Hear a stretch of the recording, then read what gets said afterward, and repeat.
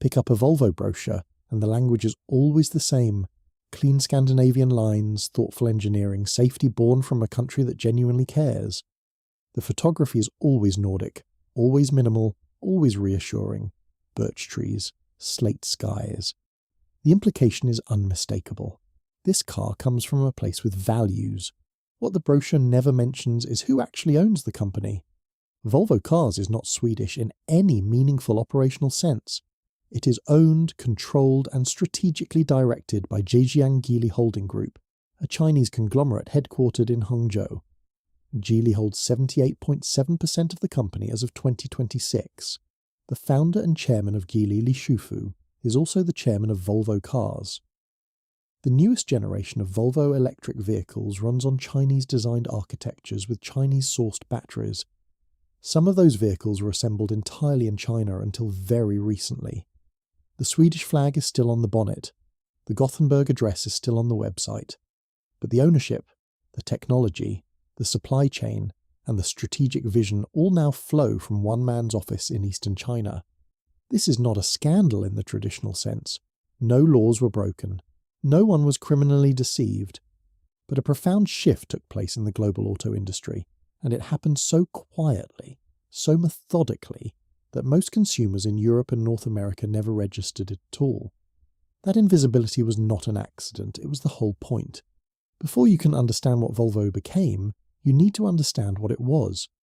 And what it was for most of the 20th century was genuinely different. Volvo invented the three-point seatbelt in 1959. The engineer behind it was Niels Bohlin, and when the patent was filed, Volvo made a decision that was almost unprecedented in corporate history. They gave the technology away for free. Every manufacturer in the world was invited to use it. The company calculated that the seatbelt would save lives, and that saving lives was more important than protecting a commercial advantage. That single decision became the DNA of the entire brand. Volvo did not market safety as a feature. It marketed safety as a philosophy, and Western consumers, especially in Britain, Scandinavia and the United States, absorbed it completely.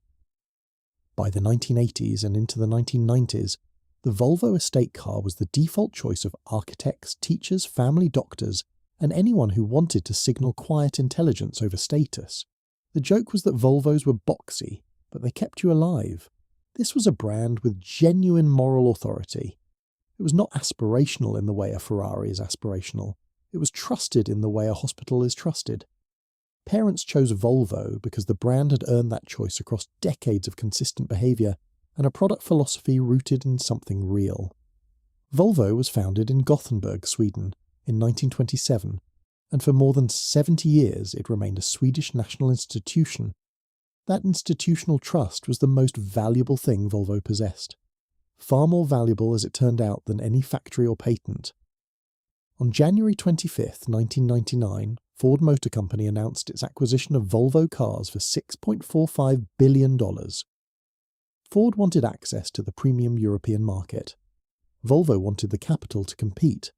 On paper, it looked like a rational transaction between two companies with complementary needs. What followed was 11 years of steady, grinding mismanagement. Ford absorbed Volvo into its premier automotive group alongside Jaguar, Land Rover and Aston Martin. The logic was that luxury brands could share platforms, reduce costs, and benefit from Ford's global scale. In practice, it meant that Volvo lost its engineering autonomy. Its product development budgets were controlled by executives in Dearborn, Michigan, who had a limited understanding of what made the Swedish brand valuable. Shared platforms with Ford vehicles began to undermine the premium positioning that consumers had trusted for decades. By 2010, Volvo's global sales had sunk to 54,000 units, a 62% collapse compared to 2004 figures. The brand had been starved of money for product development, and its future was genuinely in question. The 2008 financial crisis finished what the mismanagement had started. Ford was fighting for its own survival.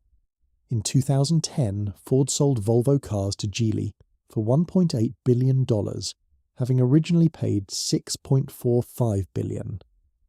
The Volvo sale formally ended Ford's foray into European luxury brand ownership. That is a destruction of $4.65 billion in shareholder value. One of the most respected automotive brands in history was sold at a distressed price to a buyer that European industry analysts had barely heard of. If you found this breakdown useful, consider subscribing. This story is only getting bigger from here. When Li Shufu emerged as a suitor for Volvo cars in 2010, few outside China had heard of him. That anonymity was, in retrospect, a significant advantage. He could move without the scrutiny that a well-known buyer would have attracted. Li Shufu was born in 1963 in Taichu, Zhejiang province. He founded Geely in 1986, initially manufacturing refrigerators and decorative materials, before moving into motorcycles and then automobiles. He came from nothing. His father was a farmer. He built his first factory by hand. He is described by people who have negotiated against him as someone who simply does not accept the word no. By 2010, Geely's acquisition of Volvo represented the biggest purchase of a foreign car maker by a Chinese company in history. And the European automotive establishment greeted it with barely concealed horror. The assumption was that a Chinese manufacturer with no premium heritage, no track record in Western markets, and no understanding of Scandinavian engineering culture would systematically destroy everything that made Volvo valuable. Li Shufu understood that assumption, and he used it. He stood in front of the international press in Gothenburg and delivered a line that would define the entire acquisition strategy for the next decade. Geely and Volvo, he said, were like brothers, not father and son. The implication was clear. Volvo would remain Volvo. Its identity, its engineering teams, its Swedish headquarters, and its creative direction would be preserved. Geely would provide the capital. Volvo would provide the expertise. It was exactly what Western regulators, consumers, and analysts needed to hear. The reassurance campaign that followed the acquisition was executed with remarkable precision. Volvo's headquarters remained in Gothenburg. Swedish engineers kept their jobs. The design language stayed rooted in the minimalist Scandinavian aesthetic that had defined the brand for decades. Håkan Samuelsson, a Swedish executive with deep automotive credibility, was appointed as chief executive. Li Shufu rarely appeared in Western press coverage of Volvo. The story the public received was one of a rescue, not acquisition. Geely is committed to maintaining Volvo's Swedish headquarters, research and development centres, and workforce, avoiding the plant closures Ford had considered. This was a deliberate and calculated signal to European regulators and consumers that Volvo's Swedish identity was being protected rather than consumed. The strategy worked completely. By 2019, Volvo's global sales had doubled to over 700,000 units. The brand recovered its premium positioning, its vehicle quality scores improved, its electric vehicle ambitions attracted genuine admiration from industry observers. Consumers who had watched the Ford era with concern now celebrated the Geely acquisition as an unlikely success story. What those consumers did not see were the boardrooms where the real decisions were being made. Behind the public narrative of independence, a different process was underway. Platforms were being shared. Suppliers were being integrated. Technology developed in Sweden was flowing east, and technology developed in China was quietly flowing west. The promise of independence was not a lie told once. It was a frame maintained continuously, because the commercial logic depended entirely on the Western consumer, never looking too closely at what was happening underneath the Swedish badge. They were about to find out exactly how deep the integration had gone. The architecture of the modern Volvo is not Swedish. That sentence requires some explanation, because it is not entirely obvious from the outside. After the acquisition, Geely and Volvo jointly developed a platform called the Compact Modular Architecture, or CMA. This was presented as a collaboration, a genuine engineering partnership between Swedish and Chinese talent, and in its early form it was. But what the CMA represented strategically was the beginning of a shared technological foundation that served Geely's entire portfolio of brands, not just Volvo. The CMEA underpins Volvo models, but it also underpins vehicles sold under the Lynk & Co brand, a joint venture between Geely and Volvo that was launched in 2016, specifically to bridge Chinese and Western markets. Swedish engineering principles were being packaged inside vehicles that were explicitly Chinese brands, sold in China with Volvo's underlying technology at their core. Then came the SEA platform. The sustainable experience architecture was developed primarily by Geely and is the electric vehicle foundation for a sweeping range of brands, including Polestar, Smart, Zeekr and Lotus. The EX30 shares underpinnings with numerous other electric vehicles built and planned by Geely. Vehicles on this platform are sold under brands including Volvo, Polestar, Lotus, Smart and Zeekr. Volvo leveraged Geely's cost-efficient platforms and China's competitive supplier network to slash production costs for its newer electric models. That cost reduction did not come from Swedish engineering efficiency. It came from the depth of China's electric vehicle supply chain, which is the most sophisticated and cost-competitive in the world. The integration was invisible to consumers precisely because it was never announced as a transformation. It was announced as progress. Here is the problem that Li Shufu identified in 2010 and has been solving ever since. Chinese car brands, however technically sophisticated, face an almost insurmountable trust deficit in Western markets. Consumers in Europe and North America associate Chinese manufacturing with low cost and low quality, regardless of the actual product. A Chinese-branded electric vehicle, however well engineered, enters the Western market carrying a perception burden that takes years and billions in marketing to overcome. A Swedish-badged electric vehicle built on Chinese technology carries none of that burden. The Volvo logo is one of the most trusted marks in global automotive history. It carries 70 years of accumulated consumer goodwill, a genuine safety heritage, and a Scandinavian design identity that resonates deeply with premium buyers in the markets that matter most: Germany, the United Kingdom, the United States, and Scandinavia itself. By owning Volvo, Geely acquired the ability to deliver Chinese electric vehicle technology to the heart of the Western premium market, wrapped in a badge that consumers not only accepted, but actively sought out. The perception of Swedish independence was the commercial mechanism. Remove the Swedish wrapper, and the product faces the same headwinds crushing BYD's Western expansion. Keep the wrapper intact, and the product sells at premium prices to consumers who believe they are buying something fundamentally European. Volvo's CEO confirmed in 2026 that the company stands ready to manufacture vehicles for Geely across its European footprint in Sweden, Belgium and Slovakia, handing its Chinese parent a tariff-free production base while leaving rivals like BYD building from scratch in Hungary and Turkey. Rivals who do not own a trusted European badge must spend a decade building one. Geely already has one. The Volvo EX30 was launched with considerable fanfare.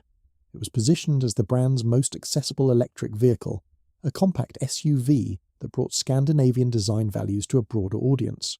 The marketing was impeccable. Nordic imagery, sustainability messaging, the familiar promise of Swedish safety for a new electric age. The EX30 sits on the Sustainable Experience Architecture 2 platform, or SEA2. Its related vehicles include the Smart No. 1, the Zeekr X, and the Lynk & Co Z20. None of those are Swedish cars, all of them are Chinese. The EX30 is the brand's first model not built on the Volvo-designed platforms used for the XC40 and C40 Recharge models. At its New York launch, Volvo executives largely waved away the question of Chinese manufacture, saying the company builds cars in multiple countries and allocates production where it makes sense. The brand's ownership by a Chinese company was never mentioned. The battery in the EX30, depending on the market variant, is either a nickel-manganese-cobalt cell or a lithium iron phosphate cell. The lithium iron phosphate cells are cheaper to make but less energy dense, and they come from China's vast battery supply chain. The architecture is Chinese. The battery chemistry originated in China. The production of the original model was Chinese. Volvo relocated EX30 production from China to its Ghent, Belgium, facility, slashing delivery times from 7 months to 90 days. But the relocation was not driven by engineering preference. It was driven by European Union tariffs on Chinese-made electric vehicles. The chassis did not change. The platform did not change. The battery technology did not change. Only the postcode of the final assembly line changed, and it changed specifically to preserve the brand's ability to sell in Europe without a tariff penalty. The Swedish label was doing enormous commercial work. The question is how long it can keep doing it. The Western response to the rise of Chinese electric vehicles has been, broadly speaking, a wall of tariffs. The European Union imposed additional duties on Chinese-made EVs as the United States, under the Trump administration, imposed tariffs that have cost the global automotive industry more than $35 billion since their implementation in 2025. European automakers absorbed roughly $6 billion of that in 2025 alone. The logic behind tariffs is straightforward. If Chinese EVs cannot reach Western consumers at competitive prices, Western manufacturers have time to build their own electric vehicle industries. The policy is blunt, expensive, and politically popular in the affected regions. It has one critical weakness. It only applies to Chinese brands making Chinese cars. The Belgian factory in Ghent began building the EX30 in April 2025, after the model was moved from China specifically to avoid EU tariffs on Chinese-made electric vehicles. The car itself is Chinese in its architecture, its battery supply chain, and its parent company. But because it is assembled in Belgium, it enters European markets without the tariff burden facing BYD, SAIC, or any other brand that does not own a European factory. Polestar's decision to consolidate all Polestar 3 production at Volvo's South Carolina plant, ending Chinese manufacturing of the model entirely, applies the same logic in the United States, using Volvo's American footprint to bypass US tariffs that remain at 100% on Chinese-built EVs. The Western tariff system was designed to protect domestic industry from Chinese competition. Geely is using its ownership of Western factories and Western badges to walk straight through the door that tariffs were built to close. Volvo, which sells electric and hybrid cars, has reiterated a profit margin goal of 7 to 8% for 2026. The brand is alive. It sells cars. Its dealerships are open, and its waiting lists in several markets remain healthy. By any conventional measure of corporate survival, the Geely era has been a success. But the success belongs to Geely, not to Europe. What happened to Volvo is not a story about one Swedish company losing its independence. It is a preview of a larger displacement. The European auto industry spent most of the 20th century assuming that premium quality, heritage, and engineering excellence were permanent competitive advantages. Ford's mismanagement of Volvo proved that heritage is fragile. Geely's subsequent acquisition proved that fragile things can be purchased and repurposed. Li Shufu is committed to building no new global factories, instead using Volvo's existing plants in Sweden, Belgium, and Slovakia to manufacture vehicles for Geely's entire portfolio of brands.